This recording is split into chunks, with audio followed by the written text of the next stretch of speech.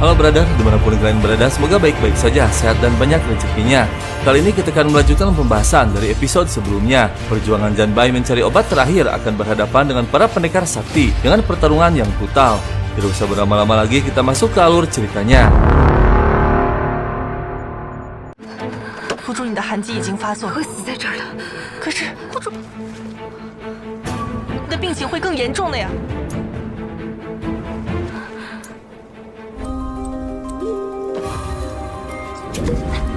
护战盘，护战盘，战盘，你快醒过来！你快醒醒！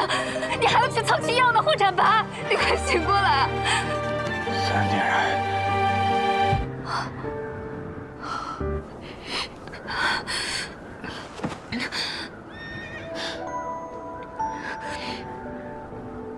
，Setelah kondisinya pulih, Janbai pamit akan pergi mencari obat terakhir. Dia pun pergi dan tak lama tiba di kediaman Kyusui untuk menemui Mo'er. Janbai mengajak Mo'er bermain ke kota dan tak sengaja melihat pengobatan gratis. Mo'er diperiksa oleh tabib yang ternyata dia adalah gurunya Ji, mantan ketua lembah obat bernama Kingran. Dia menyamar dan menyembunyikan identitasnya. Setelah mengobati para penduduk dengan gratis, dia pulang ke rumahnya yang ternyata suaminya adalah pendekar pedang kelima bernama Peng Xing. Mereka berdua memutuskan untuk mengasingkan diri mundur dari dunia persilatan. Kingran pun mengatakan ada seorang bocil yang penyakitnya tak bisa disembuhkan. Kemungkinan hanya bertahan 2 tahun lagi.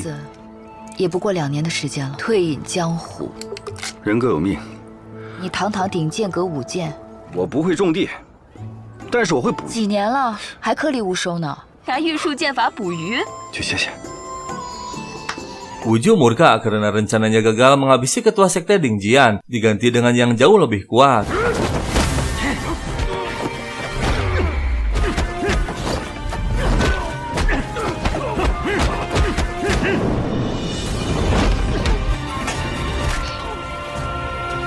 Dengan mengejutkan, ternyata pendekar tersebut adalah Chong Hua, pendekar pedang ke-6. Dia berhasil menyamar dan menyusup menjadi bagian dari sekte Yuan Yi, yang semua orang mengira dia sudah tewas, termasuk Janbai dan keluarganya, yang mengetahui hanya ketua seorang. Dan untuk mengelabui semua orang, dia merusak wajahnya sendiri agar tak ada yang mengenali. 杀他之日已然不远，入侵离长无绝越来越近，蛰伏了8年，阁主之位也指日可待。 Tongxi dan Mihao bekerja sama akan menjadi pemberontak menghabisi Wuju karena mereka sudah muak dengan perlakuan Wuju yang kejam. Dan tiba-tiba Misui muncul menyerang, yang ternyata dia juga ingin bergabung menggulingkan Wuju karena sering disakiti dan diperlakukan seperti hewan. Mereka semua dendam kepada tuannya sendiri. Misui mengatakan hanya ada satu benda yang mampu menebus kesaktiannya, yaitu mutiara naga yang kini sedang dicari oleh Janbai sebagai obat terakhir. 你能提供什么情报给我们？你说吧。 唐无觉主修的是铁马冰河心法，得知了有一个东西非常厉害，但它也有死穴，龙血赤寒珠能破长无觉铁马冰河心法。 Janbai menemui teman lamanya bernama Lu Pei yang memiliki wawasan luas. Janbai mencari tahu tentang keberadaan mutiara naga. Dan benar saja, Lu Pei mengetahuinya mutiara naga berada di Gunung Qilian. Tak ditunda lagi, Janbai pun pamit dan bergegas pergi ke Gunung Qilian. Setelah menempuh perjalanan panjang, akhirnya tiba di sana dan berhasil mendapatkan mutiaranya. Namun tiba-tiba sekelompok pendekar muncul.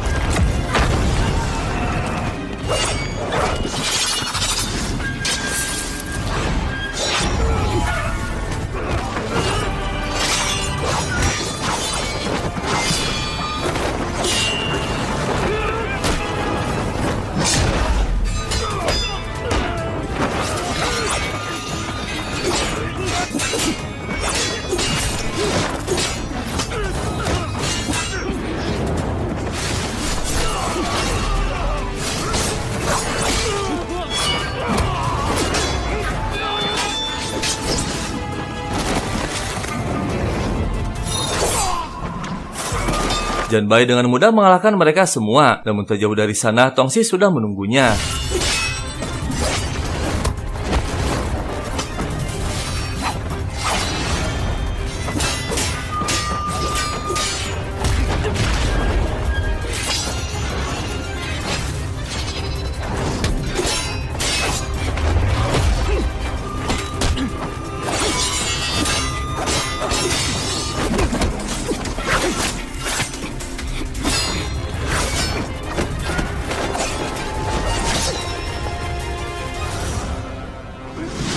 Pertarungan berakhir hingga Tongsi tewas dan Janbai terluka parah. Namun saat akan mengambil mutiaranya, ternyata Tongsi masih hidup. Dia menggunakan sihir matanya agar Janbai mengakhiri dirinya tanpa sadar. Namun tiba-tiba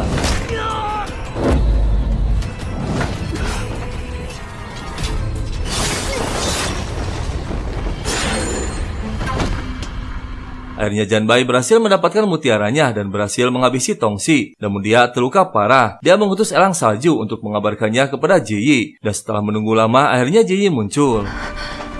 先别动他，曼若有死，一息尚存。你终于来了，再动的话你就死了。我就死不了，有你在。又有什么用？就算拿到这颗种子。 Saat Ji akan pergi, terdengar suara yang ternyata Tongsi masih hidup. Ji yang mengemban tugas sebagai tabib diwajibkan harus menolongnya tanpa membedakan status. Dan saat memeriksanya, Ji terkejut.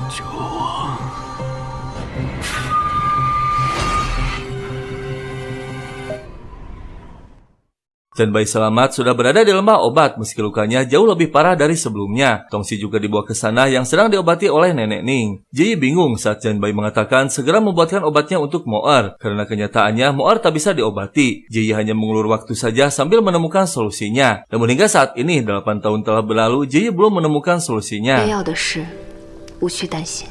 辛苦你了。一直那样的拼命，莫尔的那种病，8年来。 根本无药可治，你会不会恨我？如果炼制不出来，我又该怎么面对？有一天你知道了真相。 Tongsi akhirnya sadar, namun karakternya yang kejam langsung menahan para pelayan. Dia mengancam ingin menemui ketua lembah, dan tak lama Ji pun muncul. Tongsi mengancam untuk menyerahkan mutiara naga. Namun saat mendengar suara Ji, tiba-tiba kepala Tongsi kesakitan, yang disebabkan berbenturannya dengan ingatannya yang disegel oleh Wuju. Setelah dibawa ke dalam, Ji pun teringat bahwa Tongsi adalah Mingji, saudara angkatnya saat kecil dari desa Mo yang ternyata masih hidup. Secara perlahan, Ji akan menyembuhkan ingatannya. 刚才那道蓝光。 难道真的是冥界？是你吗？好像在哪里见过。你到底是谁？我一定会治好你的，你放心。把龙血珠给我。 Setelah beberapa hari mengobati Tongsi, akhirnya Ji menemukan 3 jarum emas bersarang di kepalanya untuk menyegel ingatannya di masa lalu. Dan tak lama Ji berhasil mengeluarkan 1 jarum emas. 3 hari kemudian Nenek Ning berhasil mengeluarkan jarum yang kedua. Namun jarum terakhir harus dibantu oleh seseorang yang memiliki kesaktian tinggi untuk membuka seluruh meridian dalam tubuhnya agar tak mengancam nyawanya. Nenek Ning menyarankan agar meminta bantuan Janbai. Namun Ji menolak, malah harus merahasiakannya sebelum jarum terakhir keluar. 还剩下最后一根，我已经失去过它1次了。第3根金针入脑太深，必须得万分谨慎，我不能再失去它第2次。若是有人开穴，令金针慢慢为冥界打通全身经脉，金针拔出，霍七公子我不敢，便是最佳人选，我也不想让霍展白为难，不想让他知道冥界就在谷中，他都会知道。 Meski Tongsi telah pulih ingatannya, dia masih berkarakter kejam, menemui Ji dan mengancam untuk menyerahkan mutiara naga. Namun tiba-tiba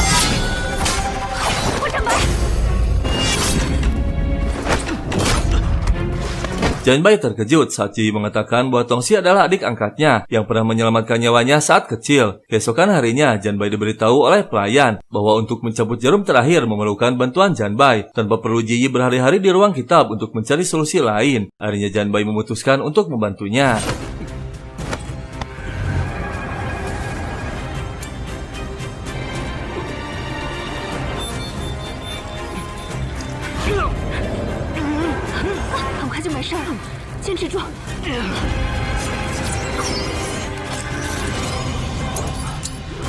Akhirnya jarum terakhir berhasil keluar. Kini ingatan Tongsi telah pulih sepenuhnya. 小叶姐姐，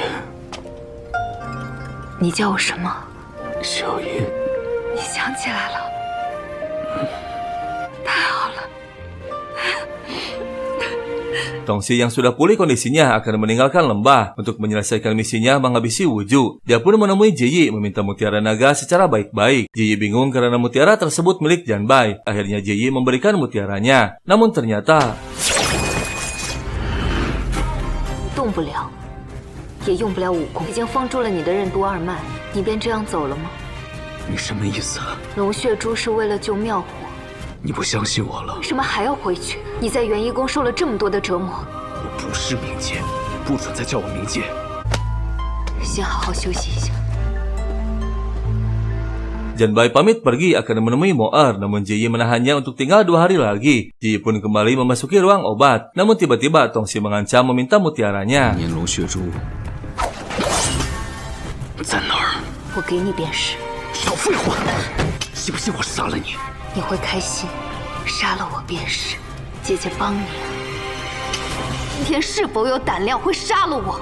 动手啊！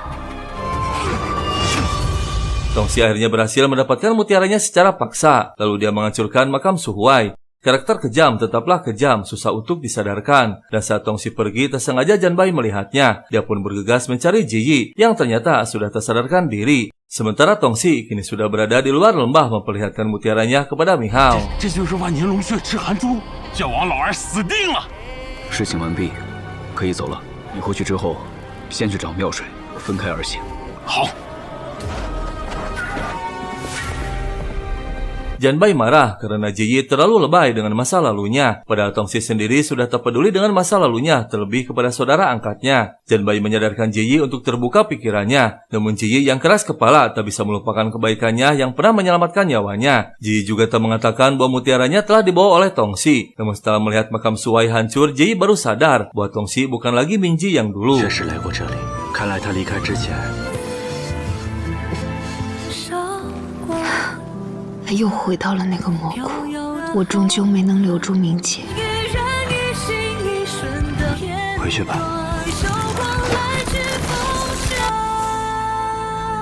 Setelah 2 hari berlalu, saatnya Janbai pergi akan memberikan obatnya kepada Mo'er. Ji Yi berpesan untuk memberikan surat kepada gurunya di Guazhou sebelum memberikan obatnya kepada Mo'er. 替师妹谢谢你，你一直在尽力维持莫尔的命。记住，才可以再回到瓜州，记得要打开盒子。到了扬州之后。 一定要经由扬州城，再去瓜州，药就在木盒里。好，知道了。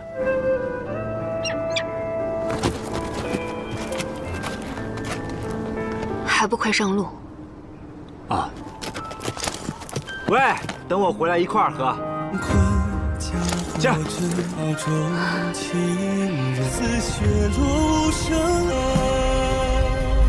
Wujud mengalami serangan balik dari kultivasinya yang mempelajari ilmu sesat. Kondisinya kini lemah dan susah untuk diobati. Wujud pun menugaskan Mi Peng secara rahasia membawa paksa Ji Yi dari lembah obat untuk mengobatinya. 相信您的五脏六腑，那就只能去药师谷，请那位神医了，把他请来便是。去不了，相信你一定能把他带回宫中。属下领命，属下定不负使命。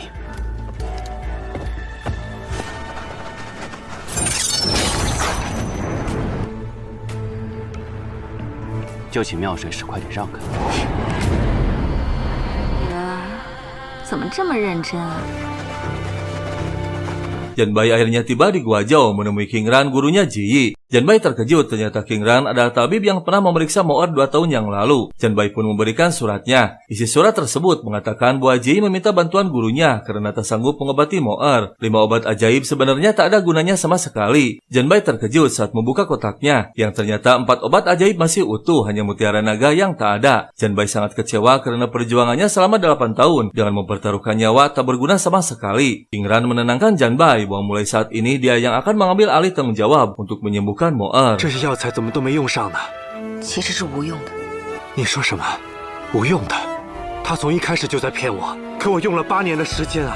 子爷他并没有骗你，拼尽全力就是为了这个东西。这8年我出生入死，徐墨的病症转为由我来负。从今天开始。 Janbai terkejut saat melihat suami King Ran adalah Peng Xing, pendekar pedang kelima. King Ran pun menjelaskan kedatangannya untuk meminta tolong menyembuhkan Mo'er, putra Cheng Hua, pendekar pedang 我 keempat. 告诉你，我相公是你五哥，你怎么会来此啊，孩子？莫儿，此人情况危急，明日一早便要出发。 Mi Peng akhirnya tiba di lembah obat menemui Ji Yi dengan membawa 9 plakat Huitian dan emas dalam jumlah besar. Mi Peng meminta untuk datang ke sekte Yuan Yi mengobati ketua sekte. Ji Yi dengan tegas menolak karena tak bisa keluar dari lembah. Namun Mi Peng tak menyerah, dia mengatakan bisa menyembuhkan penyakit dingin dengan ilmu rahasianya.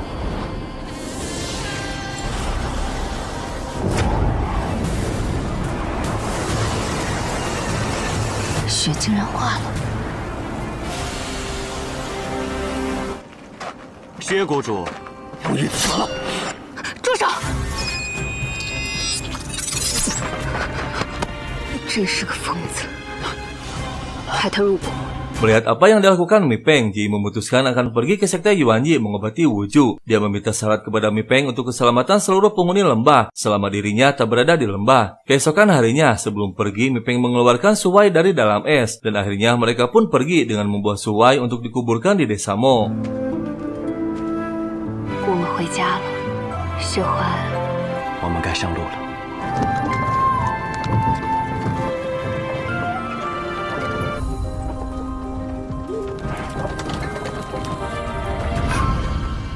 Janbai dan King Ran akhirnya tiba di kediaman Kyusui, namun King Ran merasakan ada yang tak beres. Dan benar saja, ternyata Mo'er sudah tiada, yang membuat Janbai sangat terkejut dan histeris. 怎么回事？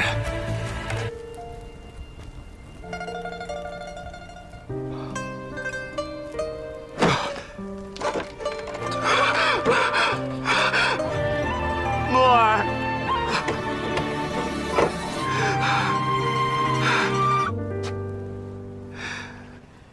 师妹，莫尔说他想你了，你怎么才来啊？夫人，师妹，终究还是晚了。